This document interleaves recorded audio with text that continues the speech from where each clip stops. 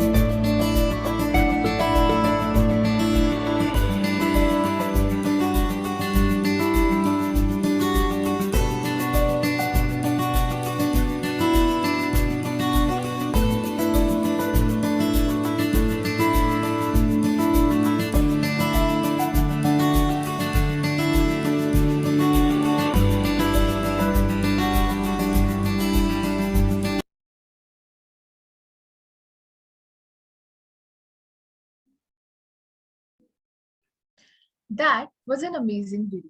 Moving on.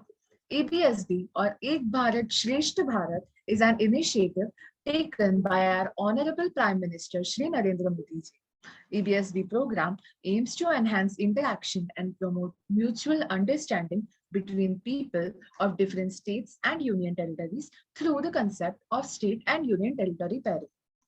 The states carry out activities to promote a sustained and structured cultural connection in the areas of language, learning, culture, traditions, music, tourism, cuisine, sports, sharing of best practices, etc.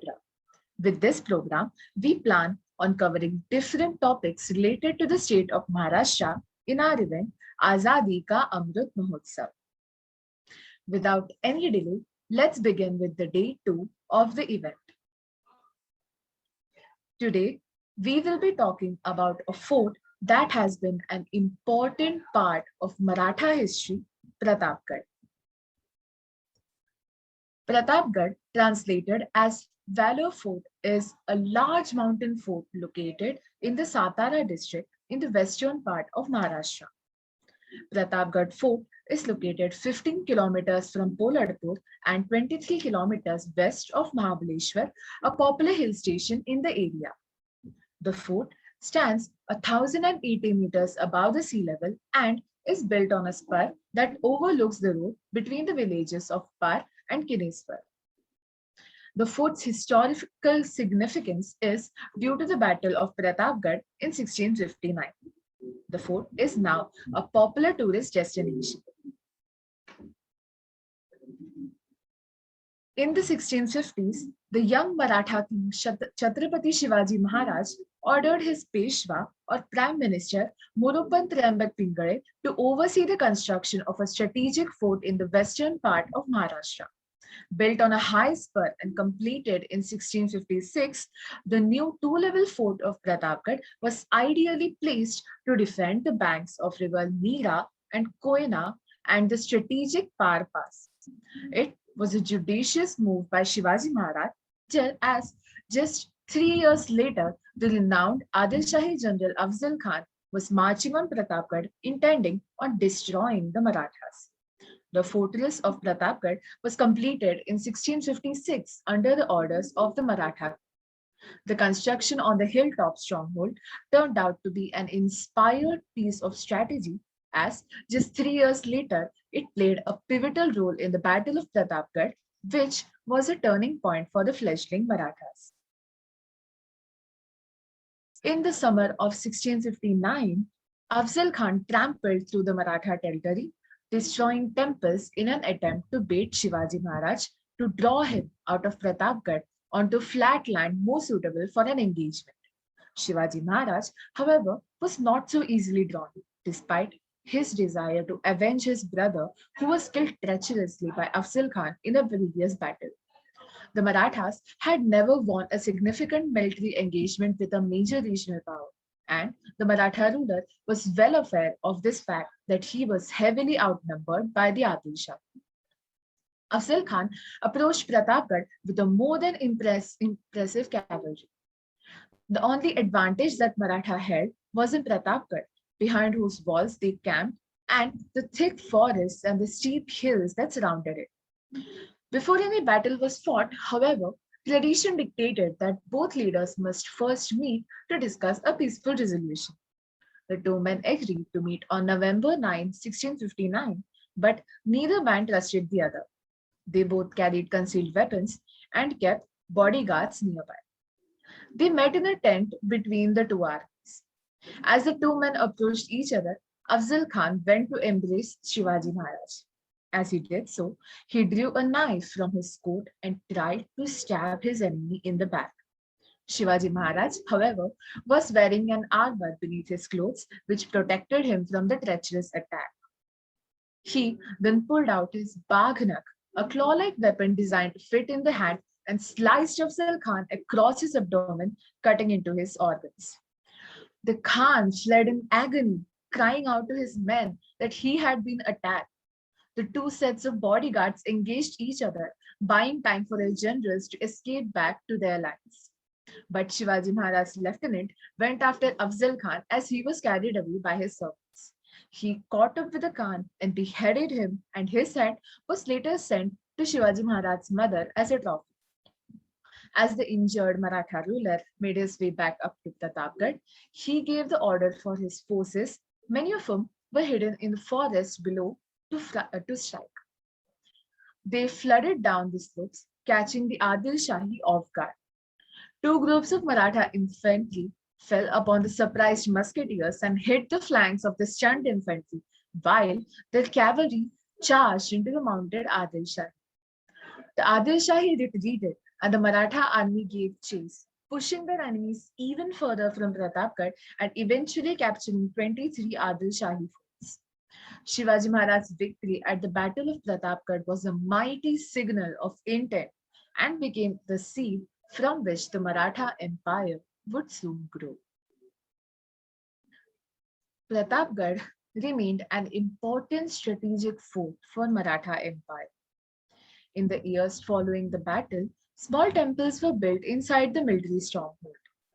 Many years later, in 1957, a 17-foot tall equestrian bronze statue of Shivaji Maharaj was erected at Pratapgarh by then Prime Minister of India, Pandit Jawaharlal Nehru. As per Afzal Khan, the noble Shivaji Maharaj had him buried with full military honors, a practice befitting his station at the foot of Pratapgarh Fort, where his mausoleum still lies today. With this, now I would like to end my presentation on this note. Thank you for listening.